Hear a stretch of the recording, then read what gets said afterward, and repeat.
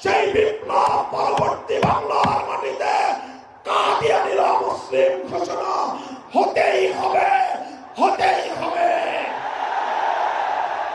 সরকারগুলোকে বলতে চাই, আমাদের পূর্বপুরুষ খতিব ওবায়দুল হক, শাইখুল হাদিস আল্লামা আজিজুল হক, সৈয়দ ফজলুল করিম পীর সাহেব চরমনাই, মুফতি ফজলুল হক আমিনী থেকে আল্লামা আহমদ শফি রহমতুল্লাহ আলাই, জুনায়েদ বাবু নগরী, সকলেই কাদিয়ানীদের খতমে নবুয়ত, এই কাদিয়ানীদের অমুসলিম রাষ্ট্রীয় ঘোষণা শুনে যেতে চেয়েছেন, দেখে যেতে চেয়েছেন। দুঃখ এবং পরিতাপের বিষয়, বাংলাদেশের সরকারগুলো এই কথা রক্ষা করতে পারে নাই। আমাদের আমির হেফাজত আল্লামা মুহিবুল্লাহ বাবু নগরী হায়াতে আছেন, তার নেতৃত্বে পীর সাহেব মধুপুর যেটা তুলেছেন